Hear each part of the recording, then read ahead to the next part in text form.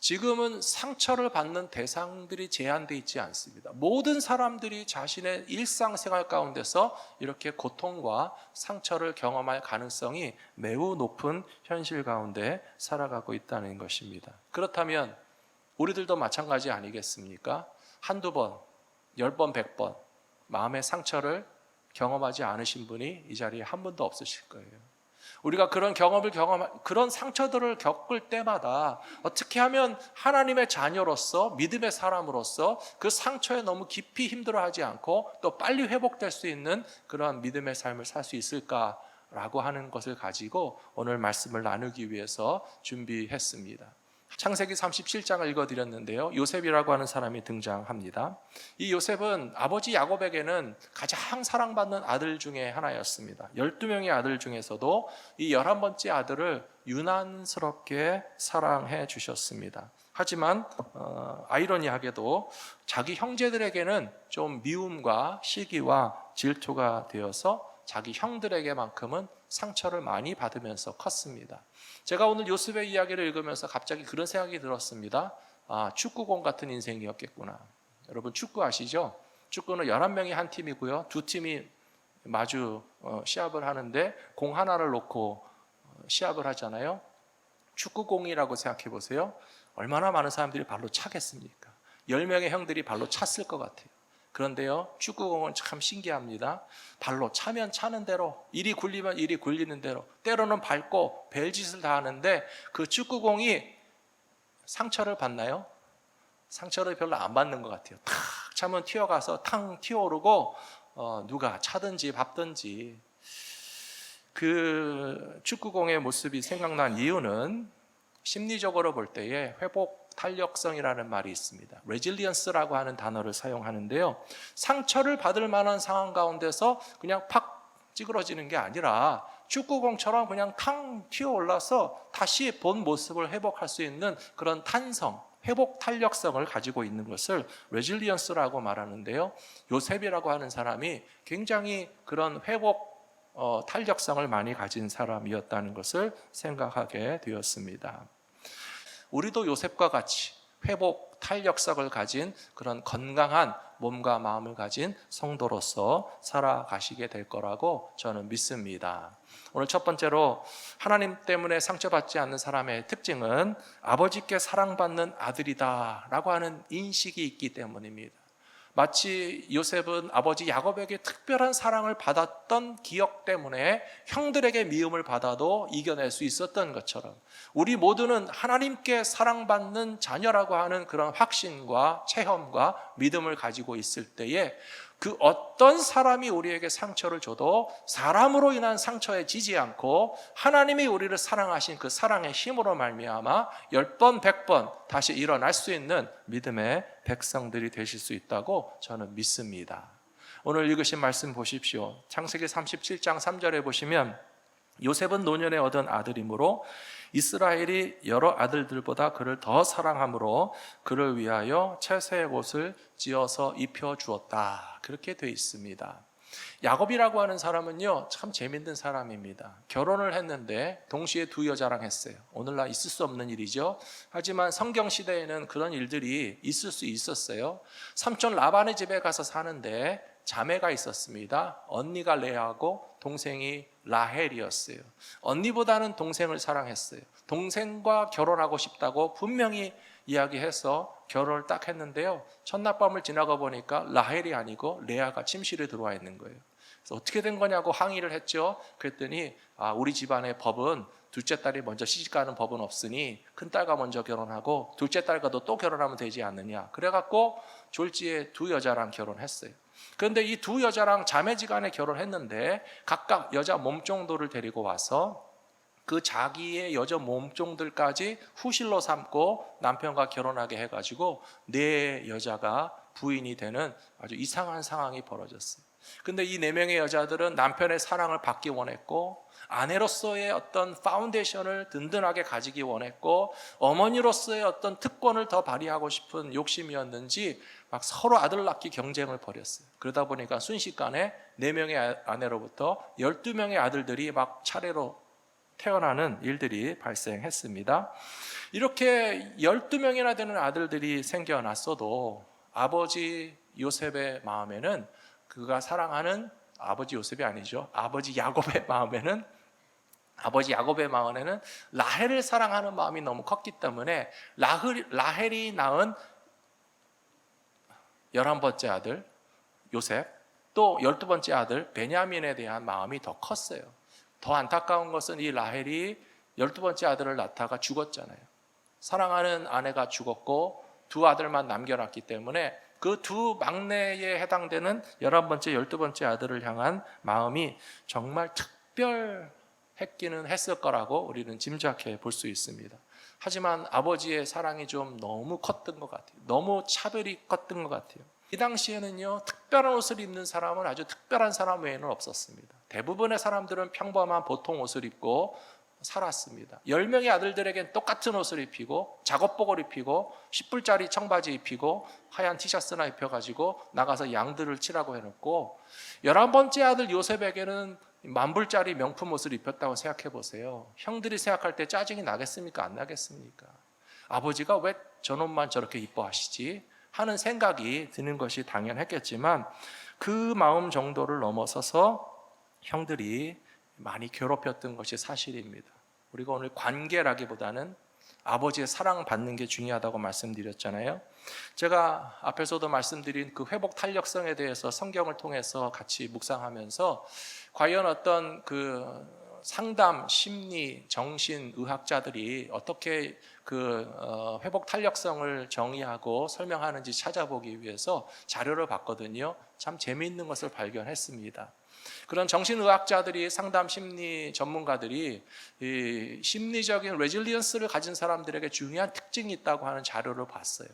참 놀라웠습니다. 성경의 주제와 일치하고 있는 것을 제가 찾았어요. 뭐라고 했는가 하면요, 사랑받았던 기억을 가진 사람들일수록 회복 탄력성은 강하고, 자신이 받았던 사랑에 대한 기억이 희미하고 약한 사람일수록 쉽게 꺾어지고 상처에서 헤어나오지 못한다는 거예요.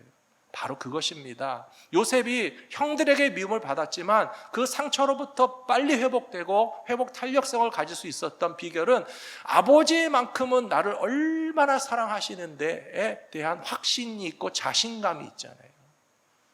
저와 여러분도 마찬가지예요.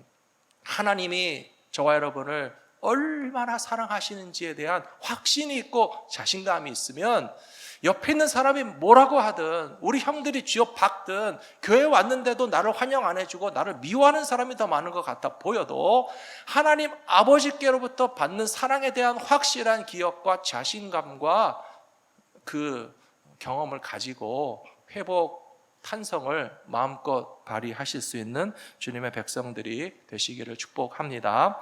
에베소서 5장에 이런 말씀이 나와 있습니다. 그러므로 사랑받는 자녀같이, 이렇게 되어 있잖아요. 그러므로 사랑을 받는 자녀같이 너희는 하나님을 본받는 자가 되고 그리스도께서 너희를 사랑하신 것 같이 너희도 사랑 가운데서 행하라. 그는 우리를 위하여 자신을 버리사 향기로운 제물과 희생 제물로 하나님께 드리셨느니라. 하나님의 사랑받는 자녀요, 예수님께서 우리를 위하여서 십자가에 위해서 죽으시기까지 우리를 사랑하셨다는 그 사실을 우리가 확실히 믿는다면 그 사랑의 기억 때문에, 자신감 때문에 사람에게 받을 수 있는 모든 상처도 넉넉히 이겨내게 될 것이라고 믿습니다. 두 번째로, 하나님이 주신 꿈을 마음에 품고 사는 사람들은 쉽게 상처를 받지 않습니다. 요셉이 바로 그런 사람이었습니다. 하나님이 주신 꿈이 있었다고 오늘 본문 말씀에 나오지 않겠습니까? 꿈 자체를 요셉이 스스로 만들어냈다고 생각하면 굉장히 맹랑한 꿈이에요. 12형제 중에서 11번째밖에 안 되는 동생이 꿈을 꿨다고 한다는 얘기가, 형님들 들어보십시오. 우리가 농사 가을 거지를 했는데 저의 곡식단은 탁 가운데 중심을 잡고 서 있고 형님들의 곡식단은 다 제 곡식단 앞에 엎어져 갖고 저를 합디다. 그렇게 얘기하면 누가 이뻐하겠습니까?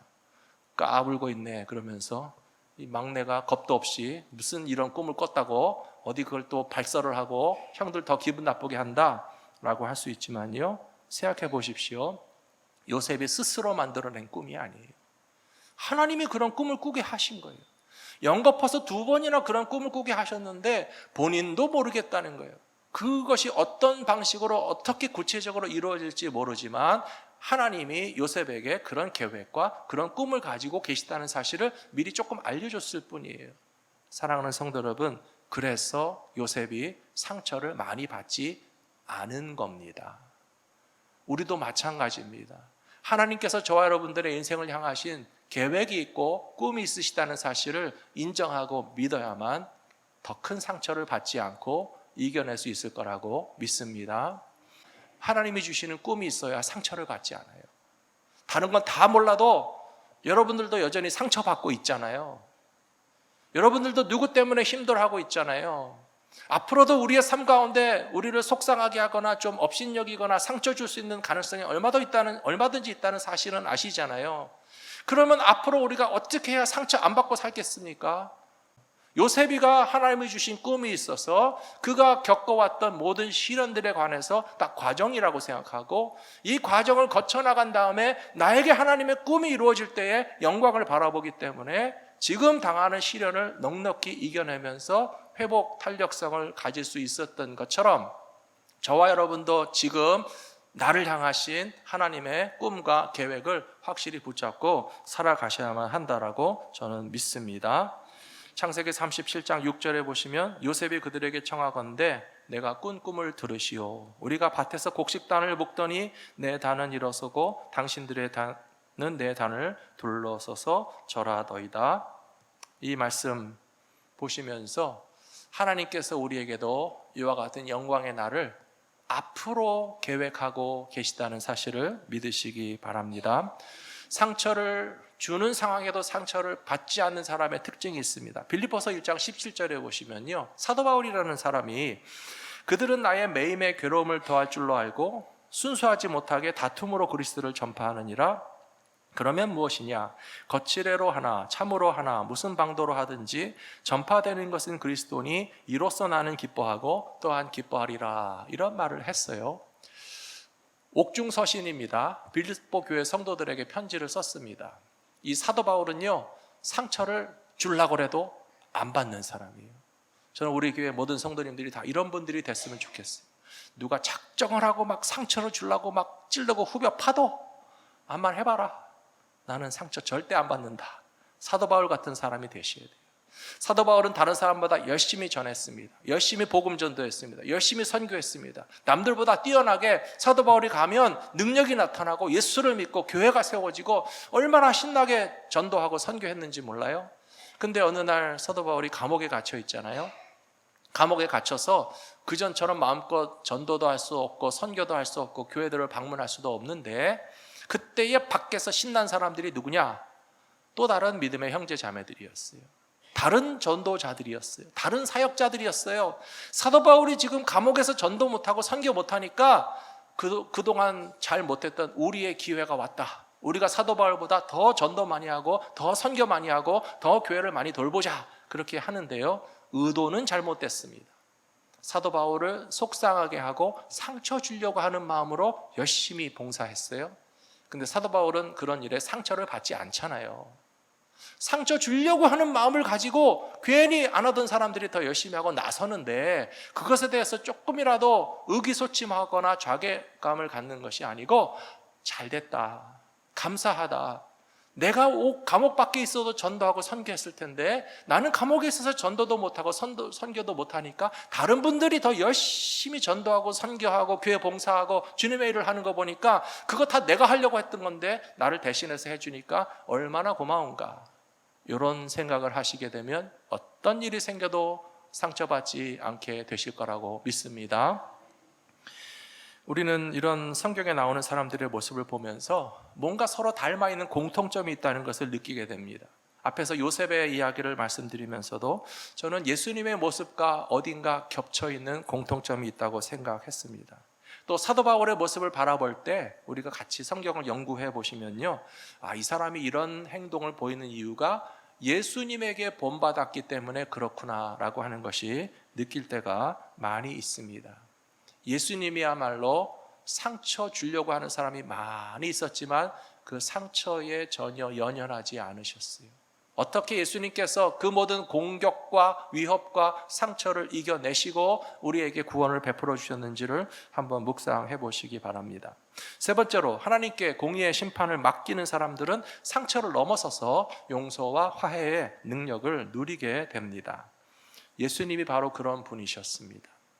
예수님은요, 자기 백성들에게 배반을 당하셨어요. 요한복음 1장에 보시면 하나님의 아들이 세상에 오셨으나 세상 사람들이 하나님의 아들을 못 알아봤다라고 말하고 있어요. 그리고 예수님은 3년 동안 함께했던 제자들 가운데서도 배반을 당하셨어요. 자기 백성에 의해서 로마 사람들에게 넘겨져서 죄가 없으신 분인데 십자가에 달려 죽으셨어요. 만일에 우리들이 비슷한 일을 당했다고 생각해 보십시오. 얼마나 우리는 화가 나고 막 상처를 받겠습니까? 내가 누군지 못 알아보는 사람 만나면 기분이 어떠세요? 별로 기분이 안 좋잖아요. 그래서 우리가 목구멍까지 나오죠. 내가 누군지 알아? 그런 말 하고 싶지만 참아야 되잖아요. 그리고 나랑 가까웠던 사람 중에서 나를 좀 배신하고 뒤통수 때리는 사람이 있어요. 더 마음이 아프죠. 믿었고 가까운 줄 알았고 끝까지 나와 함께 할 줄 알았는데 가룟 유다 같이 예수님을 배반하고, 혹은 베드로 같이 나는 예수를 모른다 하고 도망가 버리고 믿었던 사람에게 기운이 쑥 빠지는 상처를 받을 수 있잖아요. 더더군다나 지은 죄도 없이 벌을 받는다고 생각해 보세요. 예수님께서는 허물이 없고 죄가 없고 완벽하신 분이신데 죄 없으신 예수님이 십자가에서 죽음의 고난을 당하시는 것을 상처로 받아들이면 굉장히 큰 상처가 될 수 있어요. 그러나 예수님은 이것이 바로 하나님의 꿈이 이루어지는 과정인 것을 아셨기 때문에 상처를 전혀 상처로 받아들일 필요가 없었습니다. 저와 여러분도 마찬가지입니다. 억울한 일을 당하면요, 너나 할 것 없이 다 억울하다고 그래요. 맞습니다. 억울합니다. 하지만 하나님 왜 나에게 억울한 일을 당하게 하십니까? 믿던 사람에게 뒤통수 맞게 하십니까? 혹은 내 자신의 존재를 인정하지 않는 사람들 가운데서 힘들어하게 하십니까? 그러면 하나님은 그렇게 대답하실 거예요. 너를 향한 꿈이 이루어지는 과정이다. 우리를 향하신 하나님의 계획이 이루어지는 과정임을 믿을 때에, 요셉이는 형들에게 죽을 뻔했어요. 형제가 죽이려고 그랬잖아요. 그걸 몰랐겠어요? 17살 됐는데 형들이 너 죽일 거야. 정말 죽는 줄 알았을 거예요. 그 다음에 직접 죽일 수는 없으니까 마른 우물에 던져놓자 그랬어요. 마른 우물에 놓고 방치하면 어떻게 될까요? 그것도 미필적 고의에 의한 살인이 되는 거예요. 오늘날에도 열사병, 일사병으로 100도가 넘는 더위에 몇 시간 노출되면 건강한 청년도 픽 쓰러져 죽습니다. 요셉이를 마른 우물 바닥에 던져놓고 형들이 가버렸으면 그냥 네가 죽는 꼴을 우리는 멀리서 보겠다는 것이고 모르겠다는 거예요. 그런 상처, 그런 아픔, 종으로 팔려갔죠. 노예 생활을 했죠. 지은 죄도 없이 보디발의 12대장 감옥에 던져져서 억울한 옥살이를 했는데요. 그런 모든 것들을 상처받은 걸로만 쌓고 살았으면 요셉은 아마 제정신이 아니었을 거예요. 살고 싶은 생각이 없었을 거예요. 혹은 칼을 갈고 이를 갈면서 나에게 기회가 주면 형들에게 어떻게 보복을 할까라고 하는 생각뿐이었겠지만 놀랍게도 전혀 그렇지 않았다는 거예요. 창세기 50장에 가서 보시면 이런 말씀이 나와 있습니다. 요셉이 그들에게 이르되 두려워하지 마소서, 내가 하나님을 배신하리이까. 당신들은 나를 해하려 하였으나 하나님은 그것을 선으로 바꾸사 오늘과 같이 많은 백성의 생명을 구원하게 하시려 하셨나니 당신들은 두려워하지 마소서. 내가 당신들과 당신들의 자녀를 기르리이다 하고 그들을 간곡한 말로 위로하였더라. 그렇게 되어 있습니다. 창세기 50장은 어떤 상황인가 하면요, 아버지 야곱이 돌아가셨어요. 야곱과 형들이 요셉을 보러 왔을 때 애굽의 총리 대신이 됐잖아요. 막강한 권세를 가지고 애굽만이 가지고 있는 그 생존의 식량을 갖고 그 중분동 지역의 경제력을 쫙 빨아들이는 어마어마한 권력을 가진 요셉이었어요. 아버지와 형들이 와서 봤을 때 꿈이 이루어졌죠. 그 앞에 엎드려 절할 수밖에 없었어요. 근데 문제는 아버지가 살아계실 때는 그래도 형들이 눈치는 봤지만, 겁은 났지만 아버지를 봐서라도 우리를 어떻게 안 하겠다 하는 생각을 하고 있었지만, 야곱이 딱 돌아가시니까 이제 믿던 끈이 끊어진 거예요. 10명의 형들이 다 쫓아와서 엎드려서 지금 동생에게 사정사정하는 거예요. 제발 우리를 용서해 달라. 우리가 과거에 너에게 정말 큰 잘못을 줬고 너무 큰 상처를 줬는데 그거 좀 잊어버리고 우리를 용서해 주면 안 되겠냐. 아버지가 살아계실 때 형들 좀 봐주라고 여러 번 얘기를 하셨다. 잊지도 않은 얘기를 막 해가면서 지금 요셉 앞에 엎드리고 있거든요. 근데 요셉은요, 벌써 진작에 용서했고 기억도 하지 않고 있었어요. 사랑하는 성도 여러분, 마음의 상처는요, 두 종류가 있다고 생각합니다. 완전히 회복된 상처가 있고요, 아직도 회복되지 않은 상처가 있어요. 아직도 회복되지 않은 상처를 가리켜서 트라우마라고 부릅니다. 저도 옛날에 넘어져서 다친 상처가 있어요. 근데 지금은요, 그것을 보거나 만져도 괜찮아요. 완전히 다 나았어요. 그러나 이 상처가 완전히 치유되기 전에는 제가 어떤 생각을 했는가 하면 건드리면 아팠어요. 넘어지고 다친 장소에 다시 가면 제가 넘어졌던 때를 다시 생각했어요. 그 후에도 그런 경험들은 많이 있습니다. 여러분도 있으시잖아요. 내가 아픔을 겪고 실패를 겪었던 곳에는요, 가까이 가기도 싫어요. 생각나는 단어만, 어떤 상황이 벌어지면 그것이 다시 트라우마로 리마인드 돼가지고 그때 괴로웠던 심정이 막 다시 살아나는 것을 겪을 수 있는데요, 그러나 그것이 다 잊어지면 그 장소에 가도 괜찮고 그 사람을 만나도 괜찮고 그 상처가 다시 재생되는 경험을 하더라도 하나도 아프게 느껴지지 않아요. 요셉은 트라우마에서도 벗어난 거예요. 형들을 생각할 때에 날 죽이려고 했던 아주 못되고 나쁜 형들이다라고 하는 생각이 이미 다 증발해 버렸어요. 벌써 형들을 사랑하고 용서하고 가족으로서 회복되어서 얼마든지 앞으로 당신의 자식들을 내가 키우겠습니다라고 하는 소리로 간곡하게 오늘 말하고 있다고 하잖아요.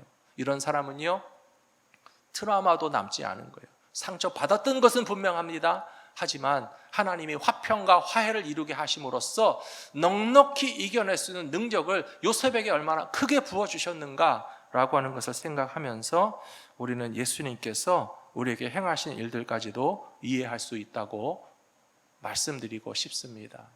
예수님도 상처 받으실 수 있는 분이었지만 예수님은 우리를 벌써 용서하셨고요, 예수님에게는 트라우마가 남아있지 않습니다. 그리고 예수님은 우리를 사랑하고 축복하면서 사랑받는 자녀로서 우리도 화해하고 화평하며 살기를 원하시는 것을 실천할 때에 우리가 과거에 받았던 상처, 지금도 받을 수 있는 상처 얼마든지 이겨낼 수 있는 믿음의 사람들이 다 되실 거라고 저는 믿습니다. 마태복음 18장에 이런 말씀이 나옵니다. 베드로가 어느 날 예수님에게 찾아와서 이렇게 이야기했습니다. 그때 베드로가 나와 이르되 주여, 형제가 내게 죄를 범하면 몇 번이나 용서하여 주리이까? 7번까지 하오리이까? 예수께서 이르시되 내게 이르노니 7번뿐 아니라 7번을 70번까지라도 할지니라 라고 말씀하셨어요. 사랑하는 성도 여러분, 베드로는요, 12제자 가운데서 1등 제자였습니다. 리더십을 가지고 있었고 제자들을 대표하는 사람이었어요. 그런데 베드로도 형제들에게 상처를 받았어요. 여기 21절에서 말하는 형제란 집안의 형제를 말하는 거 아니에요. 동네 친구를 말하는 거 아니에요. 같은 제자, 같은 교회, 같은 동역자를 말하는 거예요. 예수를 믿는 사람들끼리 상처를 주고받습니다. 비일비재해요. 베드로도 다른 제자들 때문에 속상하고 힘들고, 아니 어떻게 저럴 수가 있지? 저런 말로 저런 행동으로 나에게 대접할 수 있지? 라고 하는 일을 겪어봤고, 그것도 동일한 사람에게 동일한 일을 당했기 때문에, 여러 번 당했기 때문에 지금 예수님에게 와서 씩씩거리면서 하는 말이 점잖게 책을 읽듯이 얘기하지 않았을 거예요. 하면서 예수님 도대체 얼마나 참아야 되는 거예요? 7번 참았는데 이 정도면 됐죠? 그러니까 예수님이 하시는 말씀이 7번씩 70번 용서해주고 참아줘라 라고 말씀하고 계시잖아요. 그런데요, 그것이 누구에게 유익하냐? 본인에게 필요하고 본인에게 유익한 거예요. 거기서 베드로가 화를 벌컥내고 못 참고 그냥 제자들끼리 치고받고 싸웠다고 생각해 보세요. 예수의 제자들의 공동체가 어떤 꼴이 됐겠습니까? 엉망진창이 됐을 거예요. 7번 참았던 형제에게 8번 참고 70번 참고 77이 49, 490번 참았을 거예요. 그러니까 교회라는 공동체가 사랑의 공동체가 됐고 복음을 전할 수 있는 그런 능력을 가진, 그리고 상처를 받지만 상처를 주기도 하지만, 그러나 그 상처받았다고 해서 그냥 축구공이 발로 한번 탁 찼다고 그냥 팍 꺼져버리는 게 아니고요, 탱탱 튀기면서 본래 모습을 지킬 수 있는 그런 탄력성을 가진 성도들의 공동체를 회복할 수 있는 것이 예수님의 말씀을 순종했던 베드로 덕분이 아니었는가라고 하는 것을 생각하게 됩니다. 요셉이 형들을 용서했잖아요. 하나님은요, 기가 막히게도 그 한심하고 말도 안 되고 나쁜 사람들이잖아요. 그 형들을 향한 계획도 가지고 계세요. 우리가 인정해야 될 게 무엇인가 하면요, 우리 다 요셉이야, 그렇게만 생각하실 필요도 없어요. 우리는 요셉만큼 금그릇이 아닐 수도 있어요. 은그릇이면 어떻습니까? 근데 중요한 것은요, 나 외에 다른 사람들에게도 하나님이 가지신 계획을 위해서라도 우리는 용서하고 화해해야 된다는 거예요. 하나님께서 그 못되고 나쁜 형들을 통해서 무슨 역사를 이루었는지 아시잖아요. 이스라엘의 12지파가 다 어디서 나왔습니까? 바로 그 형들에게서 다 12지파가 나왔어요. 유다도 있고 레위도 있고 다 있잖아요. 그 10명의 형들은 요셉에게 못된 짓을 했던 나쁜 형들이었지만, 그러나 하나님이 용서하셨고 하나님이 그들을 향한 꿈이 있으셨고 계획이 있으셨고, 그들에게도 이스라엘의 12지파를 각각 이루어서 이스라엘 민족을 이루게 하는 일에 다 사용하셨단 말이에요. 저는 교회도 마찬가지라고 생각합니다. 여러분, 목회자들도 상처받을 수 있습니다. 저는 감사하게도 상처를 많이 안 받은 목회자인 것 같아요. 참 까분다고 생각하지 마시고요, 가는 데마다 사랑을 많이 받았습니다. 그래서 저는 참 하나님께 감사합니다. 근데 목회자들이 다 그런 것은 아니에요. 상처받게 되는 경우 목회자들도 많이 있어요. 우리가 참고 상처받을 만한데도 이해하고 품어주면요, 하나님의 놀라운 계획이 이루어집니다. 나에게도 하나님의 꿈이 이루어지고요, 나에게 상처를 준 그 사람에게도 하나님의 계획이 이루어지고요, 12명의 형제 가운데 10명의 형들은 못된 사람들이었고 동생을 시기하고 질투하고 죽이려고 했던 사람들이지만 이스라엘의 12지파의 조상으로 삼으셨던 것처럼, 이 자리에 있는 모든 믿음의 사람들이 하나님의 아름다운 계획 가운데 장차 열매를 맺으시게 될 훌륭한 성도들이라고 생각한다면, 몇 번쯤 나에게 상처 줬다고 해서 나는 언제 갚아줄까 하는 생각할 필요조차 없잖아요. 사랑하고 용서하고 하나가 되는 아름다운 믿음의 공동체를 경험하는 기쁨이 저와 여러분 가운데 넘치시게 되기를 축원합니다.